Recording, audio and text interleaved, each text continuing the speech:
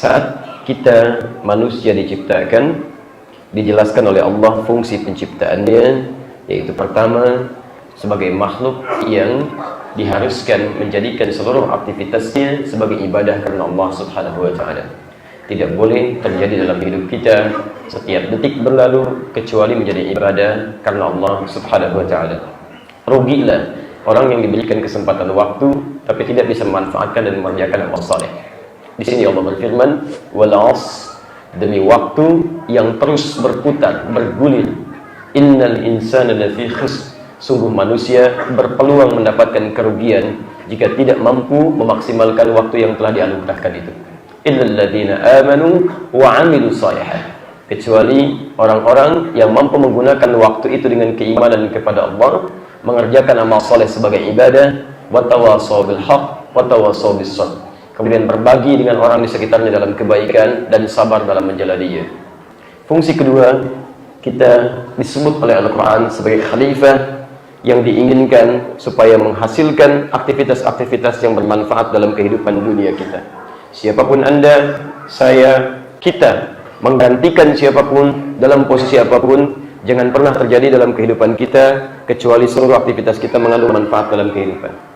Karena itulah ketika Allah menyebutkan manusia pertama, lalu seluruh keturunannya dengan nama keturunannya Bani Adam, bermula dari nama manusia pertama, maka disebutkan di Quran surah 17 ayat ke-70, posisi paling kanan di pertengahan, walaqad karramna Bani Adam, sungguh kami telah muliakan semua manusia anak keturunan Adam. Beda dengan makhluk lainnya, Allah telah berikan kekhususan kepada kita dalam bentuk kemuliaan yang utama.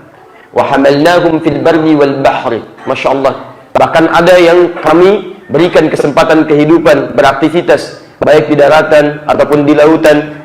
Wa razaqnahum minat thayyibat, karena makhluk ini makhluk yang mulia, maka rezekinya pun yang terbaik, yang halal saja. Jadi kalau antum mendapatkan rezeki yang haram, Anda sedang, mohon maaf, keluar dari kemuliaan kehidupan. Allah sudah angkat meninggikan Anda sendiri yang rendahkan kehidupan Anda.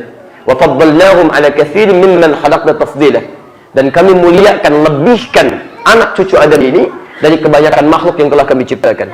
Di antara bentuk kemuliaan yang diberikan oleh Allah kepada seluruh manusia anak cucu Adam adalah menjadikan seluruh tubuhnya hanya mengandung fungsi manfaat saja. Perhatikan, kalau Anda keluarkan dari ayat Quran, saya sering sampaikan kalimat ini, dari ujung kepala sampai ujung kaki, tidak pernah ada ayat berbicara anggota tubuh kecuali fungsinya pada yang bermanfaat. Saya sering contohkan mata, misal bagian atas, ya, fungsinya disebutkan tidak ada yang kotor. Quran surah 24 An-Nur ayat 30 untuk laki-laki, ayat 31 untuk perempuan. Wa qul lil mu'minina yaghuddu min absarihim, katakan bagi pria-pria yang merasa punya iman, matanya hanya boleh lihat yang baik-baik saja, yang bermanfaat. Yang tidak baik, palingkan. Telinga kita nggak boleh dengar yang haram, karena kita makhluk mulia. Jadi kalau ada di antara kita mendengar yang tidak baik, yang buruk-buruk, Masya Allah, kita sedang merendahkan diri sendiri, sementara Allah sudah muliakan kita. Makanya dilarang mendengarkan gosip, dilarang mendengarkan gibah, karena kita makhluk mulia, perbuatan tadi tidak mulia. Lisan kita hanya boleh bicara yang baik-baik, yang bermanfaat. Man kana yu'minu billahi wal yawmil akhir falyaqul khairan aw liyasmut. Siapa yang merasa beriman pada Allah dan hari akhir, dia hanya boleh katakan yang bermanfaat, yang baik. Kalau tak bisa, dia diam. Jadi ketika ada yang berkata yang kotor, sesungguhnya dia sedang merendahkan kemanusiaannya. Allah sudah muliakan dia, tapi dia merendahkan dirinya sendiri. Karena itu dilarang lisan kita untuk berdusta, mencela orang lain. Wailul lil mukadzibin, celaka bagi para pendusta. Masya Allah, la yaskhar qaumun min qaum, jangan saling celak satu dengan yang lainnya. Jangan bergibah, jangan membicarakan keburukan orang, karena lisan kita mulia sampai ke ujung kaki. Quran surah ke-25 ayat ke-63. Masya Allah, wa ibadur rahmanil ladzina yamshuna 'alal ardi hauna, hamba Allah itu kalau jalan menggunakan kakinya akan digunakan pada yang bermanfaat. Tawadhu jalannya, tidak sombong dia, tidak merendahkan orang dengan gaya jalannya, karena dia adalah makhluk mulia. Jadi kalau ada orang sombong dalam berjalan, orang sombong dalam melangkah, sebetulnya dia bukan hebat, dia sedang merendahkan dirinya sendiri. Paham sampai sini? Baik. Sekarang pertanyaannya, bagaimana kita bisa memaksimalkan fungsi ibadah dan fungsi khalifah ini dalam kehidupan kita? Bagaimana kita bisa memaksimalkan cara ibadah kepada Allah Subhanahu wa Ta'ala, baik dalam aspek ritual ataupun dengan aspek kehidupan sosial kita, terlebih dalam aspek misi kita sebagai khalifah di muka bumi. Nah, saking sayangnya Allah kepada kita, Allah ingin memastikan bahwa tugas kita ini dijalankan dengan benar, dengan baik, rapi, sesuai dengan yang diinginkan oleh aturan Allah Subhanahu wa taala. Karena itulah kemudian Allah utus dari kalangan manusia, dipilih orang-orang tertentu untuk menunjukkan kepada kita bagaimana caranya kita beribadah kepada Allah plus menjalani misi sebagai khalifah. Karena kalau tidak dituntun oleh makhluk-makhluk pilihan ini, manusia-manusia yang terpilih ini, Masya Allah, maka diduga manusia akan kesulitan dalam menjalani dua hal ini. Misal, turun perintah sholat misalnya, Quran surah kedua ayat ke-43, posisi paling kanan di pertengahan. Wa aqimus sholah, dan tunaikan oleh kalian sholat.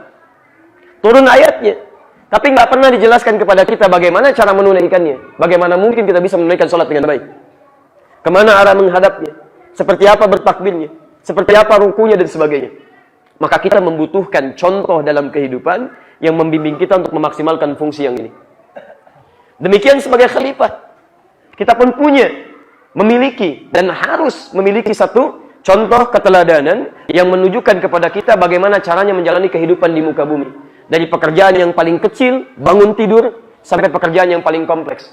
Cari pekerjaan, bagaimana bergaul, bagaimana adab berdagang, berbisnis, menjalani aktivitas kehidupan politik, sosial, ekonomi. Maka kita butuh teladan, contoh untuk mengarahkan pada kebaikan-kebaikan ini. Paham sampai sini?